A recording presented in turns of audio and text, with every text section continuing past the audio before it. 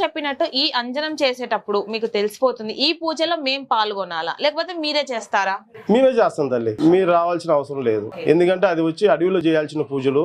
ఇక్కడ ముందు చూసుకుంటాం అది ఎలాంటి ప్రాబ్లం ఏంటి సమస్య అనేది చూసుకుంటాం. తర్వాత అది చేయాల్సిన స్థానం కాడే చేయాలి. ఓకే, చాలా మంది చెప్తుంటే విన్నాను, చాలా మందికి దయ్యాలు కనిపిస్తాయని, లేకపోతే కళలలో దయ్యాలు కనిపిస్తాయని, ఎవరో వచ్చి మీద పడుతున్నట్టు గాని. అవి నిజంగా ఉన్నాయా? నేనైతే ఇప్పటి వరకు దయ్యాలను అనేది చూడలేదు. అవి ఉన్నాయా, నిజంగా ఉన్నాయా? అసలు అవి ఉంటే మీకు ఎలా తెలుస్తుంది? ఇప్పుడు దెయ్యాలు అనేది ఉన్నది మాట నిజం తల్లి. ఈ దృష్టిలో భగవంతుడు ఉన్నది అంత నిజం. ఇది దెయ్యాలు కూడా ఉన్న, దెయ్యాలు, భూతాలు, ప్రేతాలు, శక్తులు ఇవన్నీ ఉన్నమాట నిజం. అవి ఏంటంటే కొన్ని ఆత్మలు, కొంతమంది చనిపోయిన వాళ్ళు ఉంటారు కదా, చనిపోయిన వాళ్ళు అకస్మాత్తుగా చనిపోయిన వాళ్ళు ఉంటారు. హఠాత్తుగా చనిపోయిన వాళ్ళు, వాళ్ళ ఆశ తీరదు. ఆశ తీరక చనిపోయిన తర్వాత వాళ్ళ ఆత్మలు తిరుగుతుంటాయి. వాళ్ళు ఒకప్పుడు మనుషులే, చనిపోయి వాళ్ళ కోరిక తీరలేదు కాబట్టి ఆత్మ రూపంలో తిరుగుతుంటారు. అలాంటివి గాలి, ధూళి, దెయ్యం, భూతం ఇలాంటివి ఉంటాయి. మనుషులను బట్టి, ఆత్మల పవర్ను బట్టి వాటి చిన్న చిన్న కోరికలు ఉన్నాయి, వాళ్ళ ఆకర్షించి వస్తుంటాయి. మనుషులు చూడగానే వాళ్ళని ఆకర్షించి వాళ్ళ దగ్గరకు వచ్చి వాటి కోరికలు తీర్చుకుంటూ ఉంటాయి. కొన్ని భూతాలు, పేతాలు అనేది మనిషిని పట్టి పీడిస్తుంటాయి. అవన్నీ చాలా మందిని చూసాం తల్లి.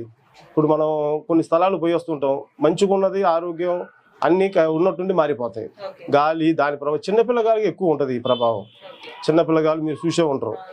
ఏడుపులు ఉన్నట్టుండి మంచిగా ఆడుకునే పిల్లగాళ్ళు ఉన్నట్టుండి ఆడవడం, ఎంత మందులు ఆసుపత్రికి పోయినా డాక్టర్ దగ్గర పోయినా ఇది తగ్గవు. ఇలాంటి బాలగ్రహాలు కొన్ని చిన్న పిల్లగాలికి ఎక్కువ గాలి ప్రభావాలు ఉంటుంటాయి. అలాంటి వాటికి కూడా అమ్మవారు ముఖ్యమైన యంత్రం ఉంది. అమ్మవారు పూజలో ఆ యంత్రం తయారు చేసి బాలగ్రహ యంత్రం కడితే ఎలాంటిదైనా చిన్నపిల్లగాలు భయం లేదు. ఇంక ఈ దెయ్యాలు ఇవి అంటే కొన్ని దెయ్యాలు మన ఇంట్లో పూజ చేసినప్పుడు వెళ్ళిపోతాయి అమ్మ. చిన్నవి ఉంటాయి. దాంట్లో ఇంట్లో మనం ధూపం వేసుకున్నా, అమ్మవారు పూజలు చేసినా భయపడి వెళ్ళిపోతాయి. కొన్ని గుడి గోపురాలు పోయినప్పుడు వెళ్ళిపోతాయి. పెద్ద శక్తి గుళ్ళు ఉన్నాయి కదమ్మా, పవర్ గల గుళ్ళు ఉన్నాయి కదా, అక్కడ పోయినప్పుడు భూతాలు ఇవన్నీ పెద్దగా ఇబ్బందులు లేకుండా అక్కడి నుంచి వెళ్ళిపోతాయి. కానీ ప్రేతాత్మలు, శక్తులు ఇవి వచ్చి అంత ఈజీగా పోతాయి. అది ఒక మనిషిని మీద ఆకాంక్షించి వచ్చిందంటే రకరకాలుగా ఇబ్బంది పడుతుంది. దెయ్యం పడితే ఒక మనిషి పీడించబడతాడు. దెయ్యం పడితే ఒక మనిషికే ఎక్కువ ఇబ్బంది ఉంటుంది. మీరన్న శాతపడింది చూసారా, అది వాళ్ళ కుటుంబం మొత్తానికి అన్ని విధాలుగా తగులుతుంది. దెయ్యం ఎక్కువ ఒక మనిషి మీద చూపెడుతుంది. అవన్నీ ఉన్నాయి తల్లి. అలాంటి వాళ్ళు కూడా చాలా మంది వస్తారు మా దగ్గరికి.